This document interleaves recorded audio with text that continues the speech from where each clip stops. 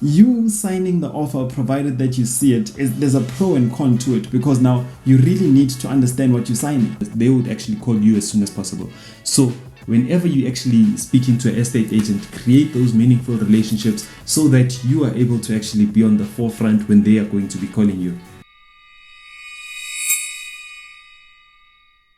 If I'm getting how much the properties were actually sold in that area, I'm able to actually negotiate and put myself in a situation whereby I'm anticipating getting X amount of money in this particular area.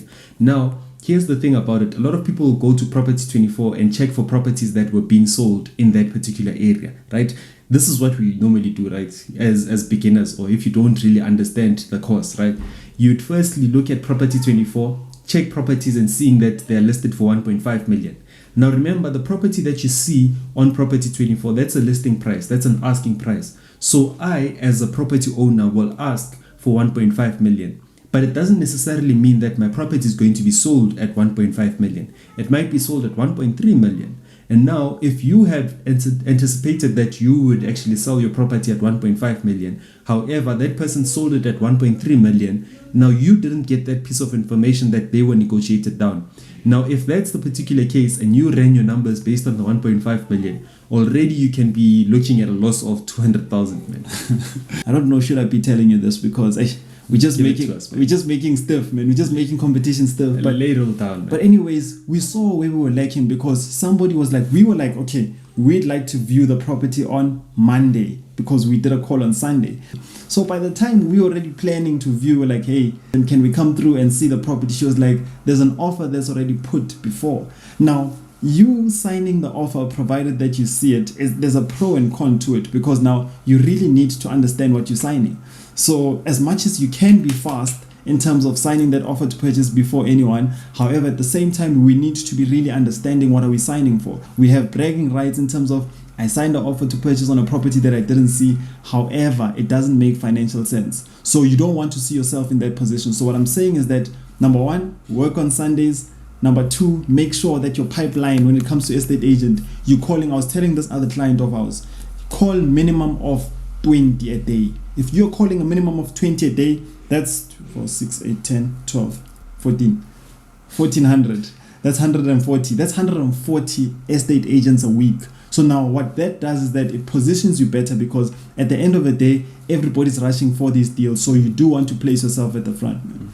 Now, what Noah just said right now is really important, right? And then a follow-up on that is that what you also need to do is to create those meaningful relationships. Because now remember, especially with the estate agents that you click, I mean, some estate agents, you'll call them and then they would be like, you know what, it will be like a long lost brother. Yeah. Now, if that's the situation, you want to create a relationship with them that if anything does come through to them, they would actually call you as soon as possible. They would actually call you as soon as possible. Whenever you actually speaking to an estate agent, create speaking to estate agents, create so that you are able to actually be on the forefront when they are going to be on the forefront when they are going to be calling you. I'll say this again. Call on Sundays. Make sure that your pipeline, when it comes to estate agents that you're working with, you're not relying on one. So what we did, the biggest mistake that we did, we relied on one person. This guy was giving us good deals.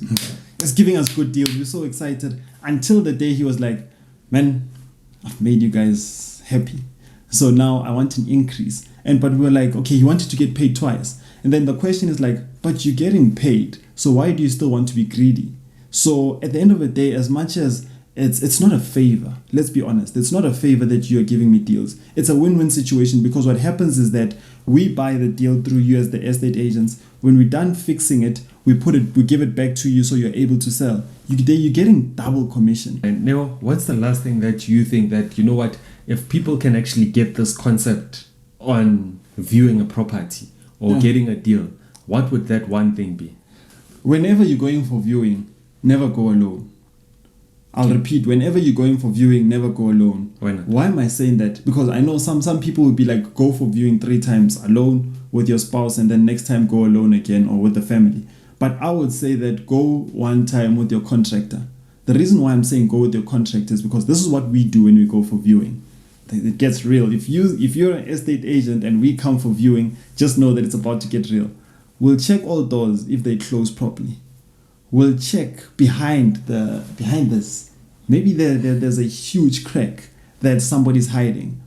We'll check the taps. You open the taps, you fill them up, and then you open that drain to see is the water coming up right. Then you further open the cupboards there at the bottom to see if there's a leakage, because this is what we're not anticipating.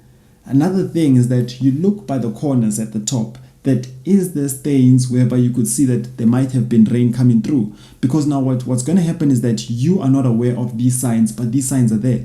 Now, as soon as you buy the property, and then now it rains, and you're like, oh, that's why there's that watermark there. It's been there. So it's very important that we go with, and here's the thing, right? Because the previous property workshop that we attended, there's this guy who's an inspector. I know that most of us would say that I will not pay an inspector $500 to go inspect the property that I want, because that 500 or that 700, it's a lot of money. But now look at it this way. Would you rather deal with the roof leakage once you've purchased the property? It's 6 months down the line, you've purchased it, now you see that there's a roof leakage. But then now it's a thing whereby if I knew this from the onset, you're able to then position yourself when it comes to putting in the offer. Because now what I'm able to do, I'll say, estate agent, I see there's a roof leakage. I'm happy to take it as is. But now what I will do then, I'll deduct the 70K. Or I can say then fix it and then I'll buy it at that price. So it really positions you when you go with a qualified contractor, because again, sometimes you might see a crack, not understand that is it a structural damage or not. Sometimes it's just a crack that needs polyfill. But however, me as Neo, I'm an investor and I need to be comfortable in terms of I know that I'm an investor. The only thing that I know is identifying a good deal. However, now when I come through with a contractor, they know that what is the cause of this, man. So I'd strongly push that let's get our experts. If it means that we pay, I always say this when it comes to our events, it's either you pay now or later. But one thing for sure is that you'll pay. And now if you do like this content, right, make sure that you do purchase your ticket right now.